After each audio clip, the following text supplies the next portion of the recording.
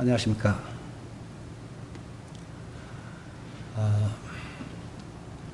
성도님들 또 이렇게 영상으로 뵙게 되는데 참 굉장히 오랫도록 못 뵙는 것 같습니다. 인간이라는 이 관계가 얼마나 소중하고 또 하나님께서 서로 사랑의 관계로 맺어주신 이 관계가 얼마나 참 귀하고 소중한지 다시 생각하게 하는 그와 같은 기간입니다. 오늘 전할 말씀은요, 베드로후서 2장 1절부터 3절에 있는 말씀을 함께 참고하도록 하겠습니다. 먼저 제가 성경을 2장 1절을 읽고 2절 3절은 말씀을 또 나누면서 읽도록 하겠습니다. 제가 먼저 말씀을 읽겠습니다. 베드로후서 2장 1절. 그러나 백성 가운데 또한 거짓 선자들이 일어났었나니 이와 같이 너희 중에도 거짓 선생들이 있으리라. 그들은 멸망하게 할 이단을 가만히 끌어들여 자기들을 사신 주를 부인하고 임박한 멸망을 스스로 취하는 자들이라. 여기까지만 읽겠습니다.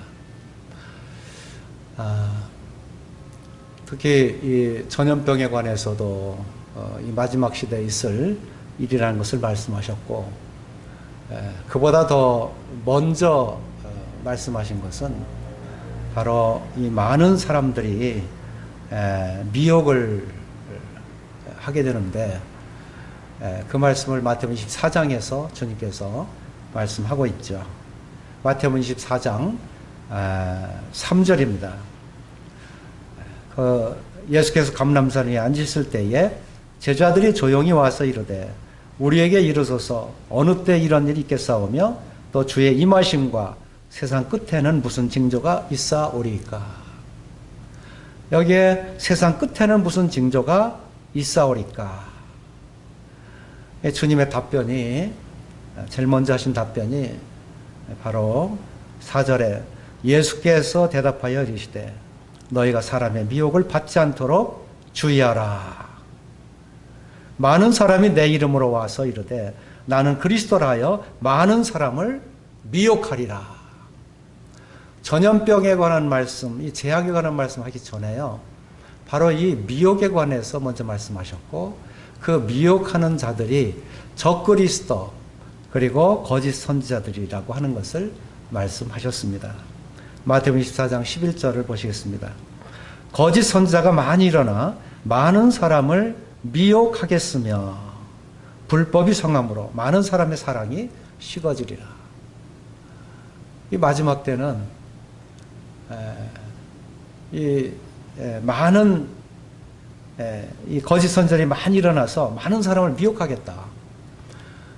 이 사랑이 식어진다고 또 말씀하셨는데, 지금 이렇게 우리가 전염병으로 해서 만나지 못하는 교회마다 이렇게 계속되면 어떻게 되죠? 서로 만나지 못하면 사랑할 수 없잖아요. 참 이것도 하나의 현상인 것 같아요. 어찌하든 주님께서는 이와 같이 거짓 선지자가 많이 일어나서 많은 사람을 미혹하겠다라고 말씀하고 있고요. 그 마태복음 24장 24절에서 이렇게 또 말씀을 하세요. 거짓 그리스도들과 거짓 선지자들이 일어나 큰 표적과 기사를 보여 할 수만 있으면 택하신 자들도 미혹하리라. 그래서 이 마지막 시대에 이 거짓 선지자들, 이제 지금 본문에 베드로후서 2장 1절에서는 이제 구약에서 거짓 선지자들을 말씀하고 있는데, 이제는 이와 같이 너희 중에도 거짓 선생들이 있으리라. 거짓 선생에 관해서 말씀하고 있는 것입니다. 그래서 오늘 제목은 거짓 선생들을 주의하라. 이렇게 보시면 되겠습니다. 사실 이 베드로의 변화는 참 굉장한 변화였죠. 주님을 쫓아서 여러 번 부인하는 것도 변화였지만요, 나중에 그 양들을 치게 할 때 주님을 사랑하지 못한 지적을 받고 사랑하는 것 같은 변화를 받았습니다. 그런데 이제 그 베드로가 복음을 전할 때요, 더 큰 변화를 하나 받은 게 있어요. 그래서 사도행전 10장에 고넬료에게 복음을 전하러 가는데요. 그때 큰 그 그릇이 보자기처럼 하늘로부터 내려올 때 거기에 이 부정한 그런 짐승, 기는 것, 그리고 공중에 나는 것들, 이런 것들, 부정한 것들 거기 보여주시면서 이것을 베드로야 이름을 부르면서 이것을 잡아먹으라 그렇게 한 거예요. 그런데 베드로는 그것을 이 유대인이잖아요. 그 부정한 짐승을 잡아먹을 수 있나요? 못해요. 자기 스스로는 할 수가 없습니다. 그런데 하늘로부터 두 번째 소리가 있어서 네가 왜 하나님께서 깨끗하게 하신 것을 내가 왜 그렇게 속되다고 하느냐 이렇게 지적하면서 이 거룩하고 깨끗하게 하신 바로 이와 같은 것을 하나님이 하신다는 거예요. 그 주권이 하나님께 속해 있다는 것을 이 베드로가 나중에 아는 거예요. 세 번째도 그와 같이 하셨다가 이제 다시 하늘로 이렇게 큰 그릇이 올라가니라 이렇게 이제 세 번째 그런 말씀 기록되어 있는데 이 베드로가요 그때 은혜로 구원받는다는 사실을 깨달은 거예요. 그리고 예루살렘 그 회의에 큰 다툼이 있었죠. 이 율법자들 이 구원받으려면 할례를 받아야 된다는 거예요. 그래야 구원이 그 율법을 쫓아서 할례를 받아야 구원받는다. 이러니까 거기에 큰 다툼이 일어났습니다. 이렇게 그 다툼이 일어났을 때 그 베드로는 거기에서 분명한 그 말씀을 하고 있죠. 그 말씀이 우리가 먼저 이 회의 있기 전에 한 가지 먼저 말씀드릴 게 있는데 사도행전 10장 43절을 보세요.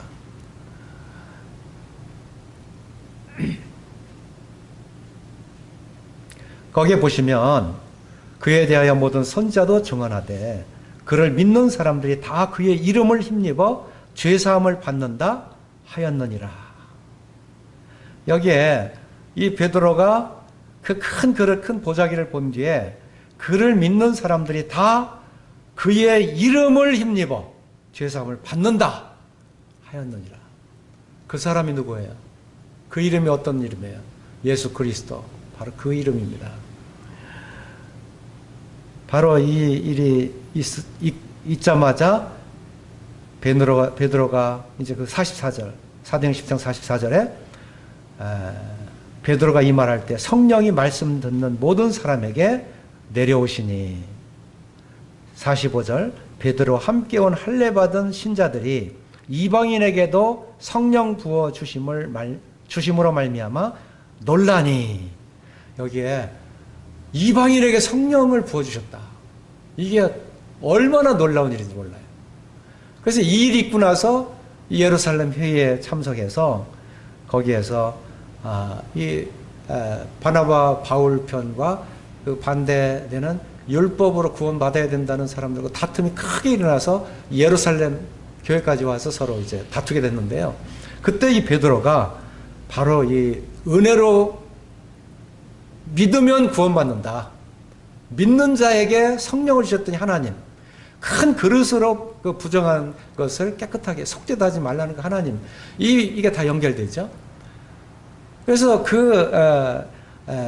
믿는 자들에게 하나님께서 이런 구원의 은혜를 주셨다고 하는 사실을 이제 깨닫게 한 것이고 예루살렘 회의 때 바로 베드로가 그와 같은 말씀을 선언하고 있는 것을 봅니다. 사도행전 15장 7절입니다.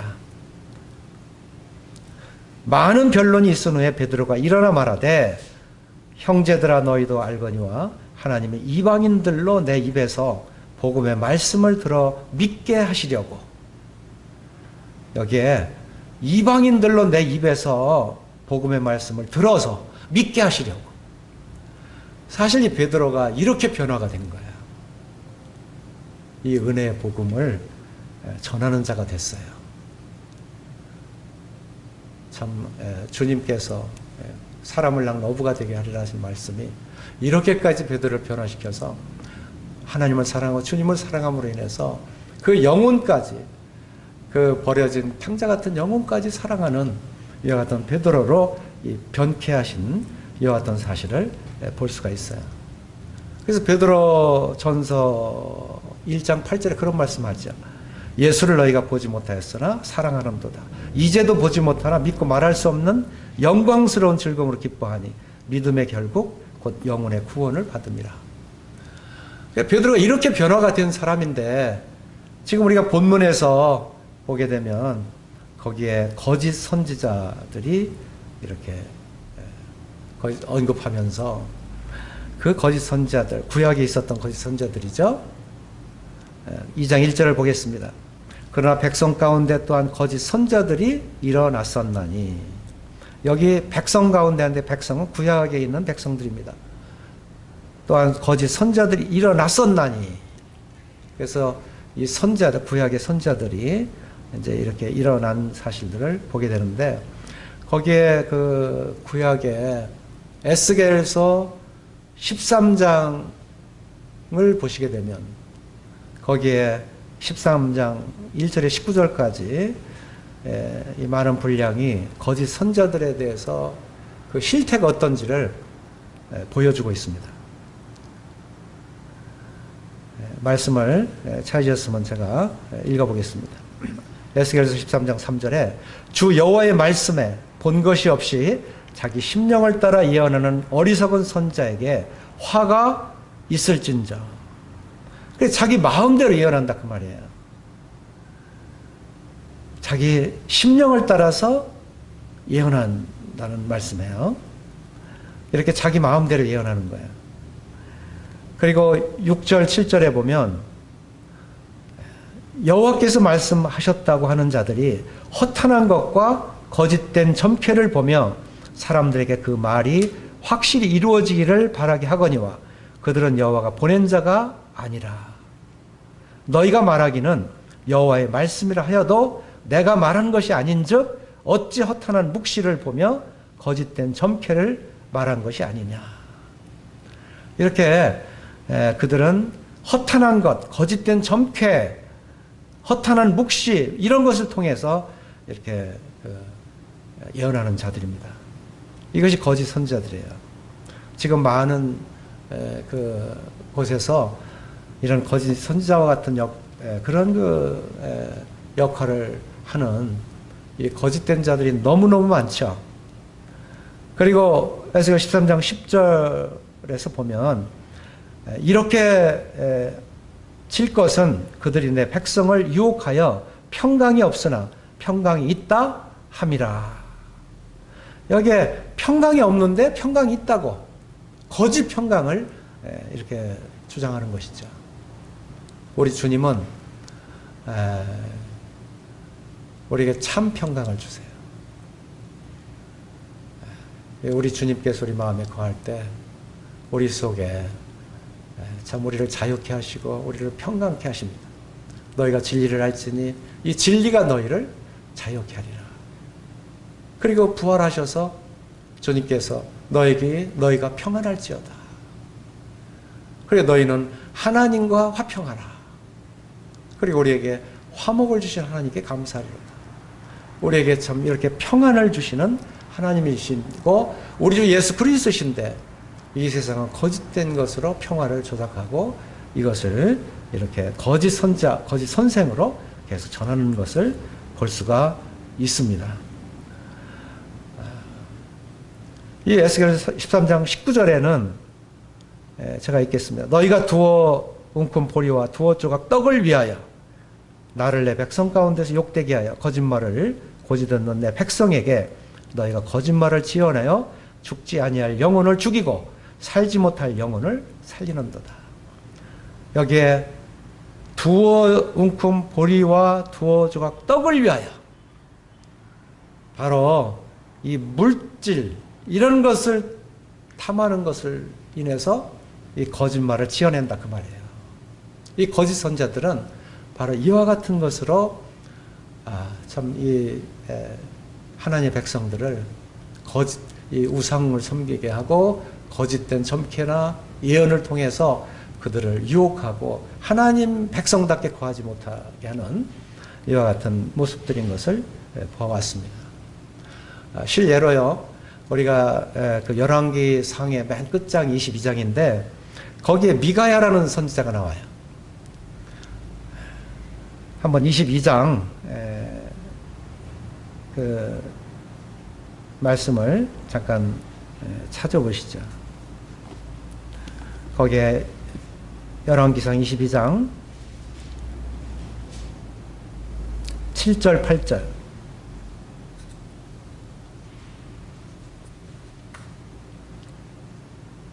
여호사밧이 이르되 이외에 우리가 물을 만한 여호와의 선자가 여기 있지 아니하니까. 이스라엘의 왕이 여호사밧 왕에게 이르되 아직도 이몰라의 아들 미가야 한 사람이 있으니 그로 말미암아 여호와께 물을 수 있으나 그는 내게 대하여 길한 일은 예언하지 아니하고 흉한 일만 예언하기로 내가 그를 미워하나이다. 여호사밧이 이르되 왕은 그런 말씀을 마소서. 여기 여호사밧이 남유다 왕입니다.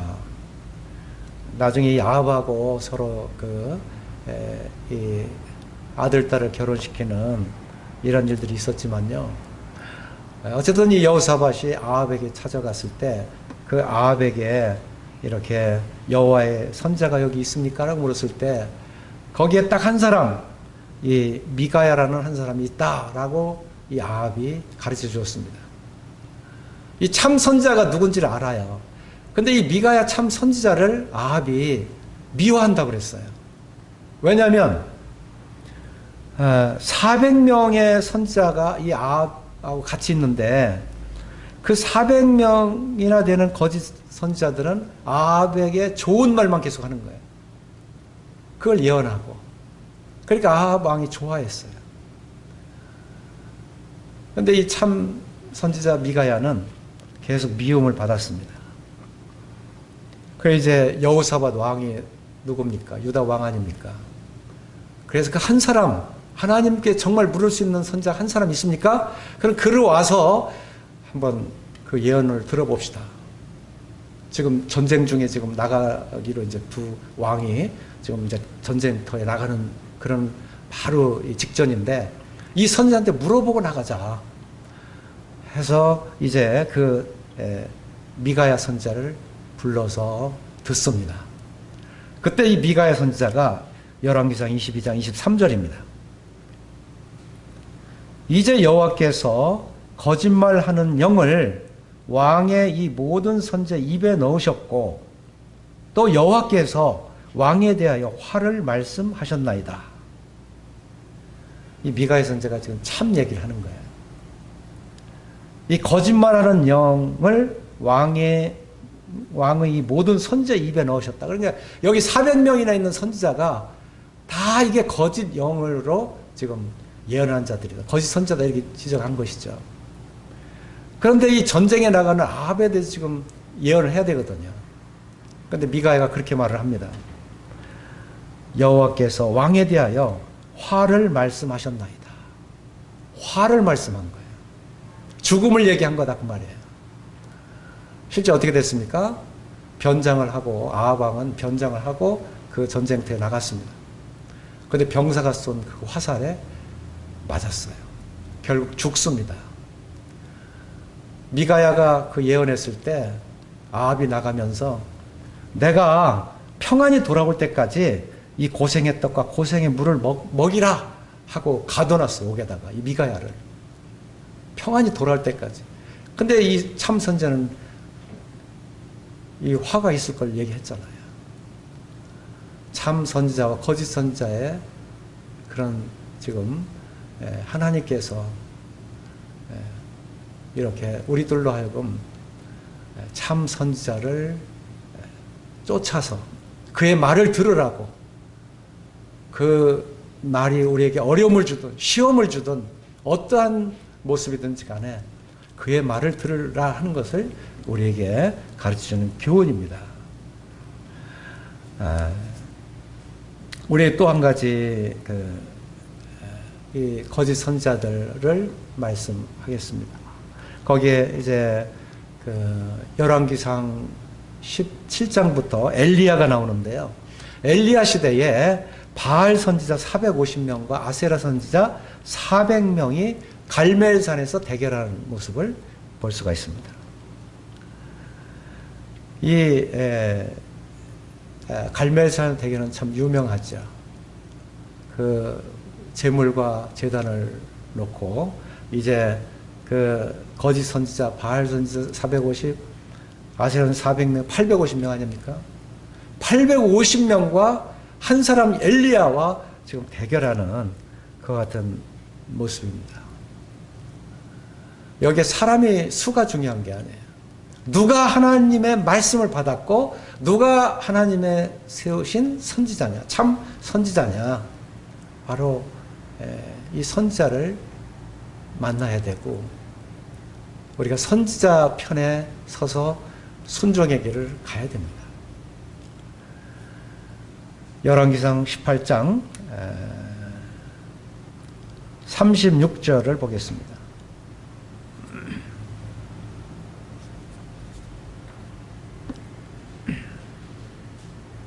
그 말씀 보기 전에 18장 21절요. 21절 보겠습니다.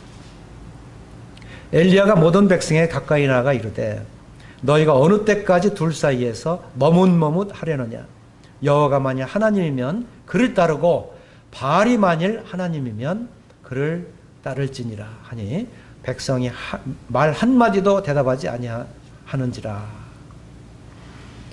여기에 백성들이 이 바알 아세라 선지자들 850명 쪽에 갈까 아니면 엘리야 쪽에 붙을까 거기에 머뭇머뭇하는 모습을 볼 수가 있습니다.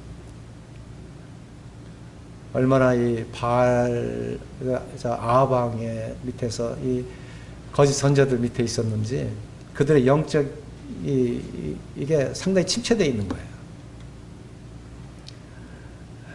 머뭇머뭇하는 이 백성들의 모습, 이 우상에 빠져 있는 백성들의 모습이라고 할 수 있죠.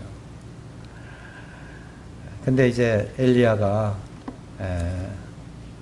열왕기상 18장 36절 중간에 보면 내가 주의 종인 것과 내가 주의 말씀대로 이 모든 일을 행하는 것을 오늘 알게 하옵소서. 하나님의 말씀을 받은 참 선지자, 그런 하나님의 능력을 힘입어서 이 선지자로서의 주님의 말씀이 임하면 그 말씀을 백성에 전하고 주님께서 하라 하시는 대로 이 엘리야는 쫓았던 사람이에요. 순종했던 사람이에요. 이제 마지막 이와 같은 기도를 하나님께 아뢰었을 때 18장 38절에서 이에 여호와의 불이 내려서 번제물과 나무와 돌과 흙을 태우고 또 도랑의 물을 핥은지라. 참 선지자의 기도의 능력, 이것을 하나님께서 기도를 통해서 역사하시는 모습을 볼 수가 있습니다. 오늘날 우리들에게 어느 편에 서야 되느냐 머뭇머뭇하는 그 같은 우상에 빠져있는 백성들이 되지 않기를 우리에게 특별히 경고하고 있는 것을 봅니다. 여기 베드로 그래서 본문에서 2장 1절에서 백성 가운데 또한 거짓 선지자들이 일어났었나니 라고 말씀하고 있어요. 그때 이 거짓 선지자들에 빠진 자가 있었고 이 참 선지자를 쫓은 자들이 있었습니다. 또 다음에 이와 같이 너희 중에도 거짓 선생들이 있으리라 말씀하고 있습니다. 이 거짓 선생, 그들의 거짓 선생이 어떻게 하는지를 말씀하는데요. 그들은 멸망하게 할 이단을 가만히 끌어들여. 이 멸망케 하는 이단이다 이렇게 말씀하고 있습니다. 이단 할 때 이는 다를 이자예요. 끝단자예요. 그러니까 모든 건 다 똑같은데 이 뭔가 한 가지 중요한 부분이 다르다 하는 것을 말씀하는 거예요. 저는 이 스마트폰에서 앱에서 6월절이라는 앱을 보고 깜짝 놀랐어요.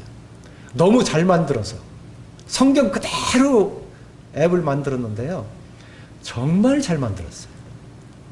그래서 제가 그 앱을 보고 감사를 드렸어요.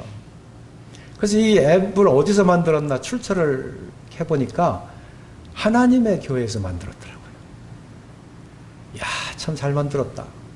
그런데요, 하나님의 교회에 6월절을 어떻게 그렇게 참 만들어서 감사를 드리나 하는 그 근원을 찾아보니까요, 그들은요, 그 6월절을 매주 잘 지켜야만 구원을 받는다고 생각하는 거예요. 6월절 그날을 잘 지키기 위해서는 주일날 절대 빠져서는 안 되고요. 그들이 모이라고 할 때 빠져서 절대 안 됩니다. 꼭 지켜야 나중에 이것을 잘 지켜서 나중에 하나님이 기억함이 돼야만 구원을 받는다. 이렇게 여기고 있는 거예요. 자, 말씀도 똑같이 보죠. 그 영상을 볼 때 그것도 우리 모임에서 제작한다 하더라도 그 이상 잘 만들 수가 없을 것 같아요. 물론 실력이 있으면 더 잘 만들면 되겠지만 그 내용이 똑같다니까 성경하고. 근데 뭐가 달라요? 그들은 6월절을 통해서 구원을 받는다라고 생각하고 우리는 어떻게 생각해요? 구원받은 성도들은요. 떡과 잔을 나누는 6월절의 그 예식을 나누는 그 모습을 바라보고 우리 성도님들은 감사하죠. 떡과 잔을 나누는 그것을 통해서 십자가를 바라보고 우리 부활하신 주님을 바라보면서 하늘에 계신 하나님께 우리가 예배를 드리면서 감사와 찬양을 드리잖아요. 뭐가 다르죠? 그들은 똑같은 말씀을 놓고 그것을 지켜야 구원받는다고 여기고 있습니다. 이 구원의 은혜, 오늘 베드로 서두에 은혜의 복음, 베드로가 변화된 바로 이 구원의 복음이 바로 베드로를 변화케 하셨잖아요. 이 차이가 이단과의 차이입니다. 이단은 삼위일체를 부정하기도 하고요. 하나님의 절대적인 권위를 부정합니다. 그래서 자기가 교주로 서서 무엇을 지켜야만 구원받는다고 이렇게 유혹함으로 인해서 그들의 영혼을 다 빼앗아갑니다. 이것이 이단입니다. 특별히 신천지라고 하는 이와 같은 그 무리들이 있어요. 그들은 여기에 이 말씀대로 멸망케 할 이단을 가만히 끌어들여요.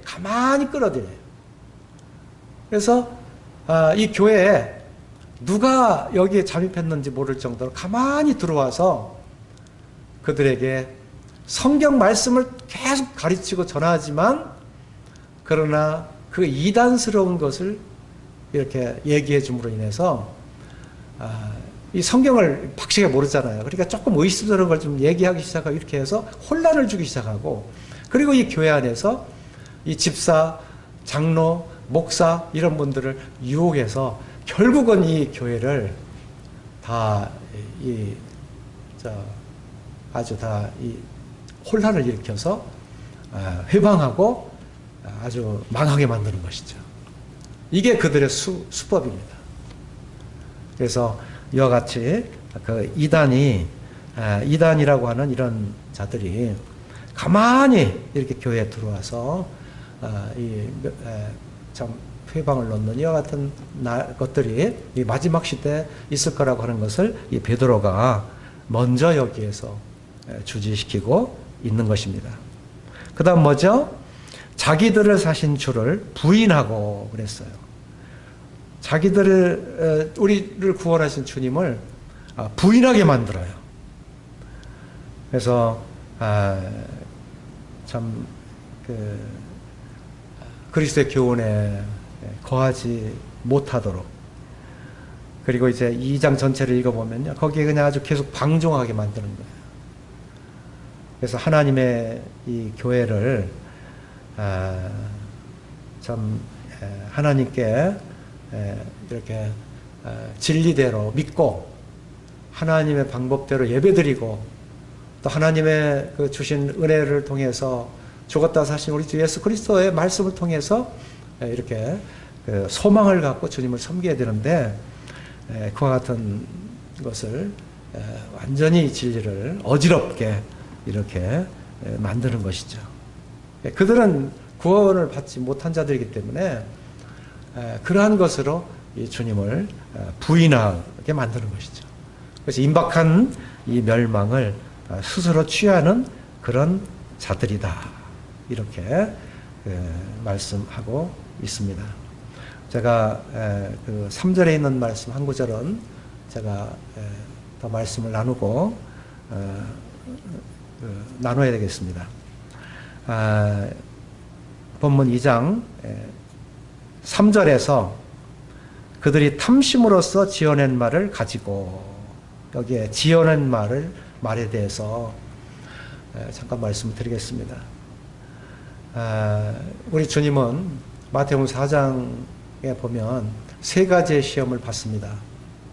첫째는 이 돌이 떡이 되게 하는 그런 시험이고요.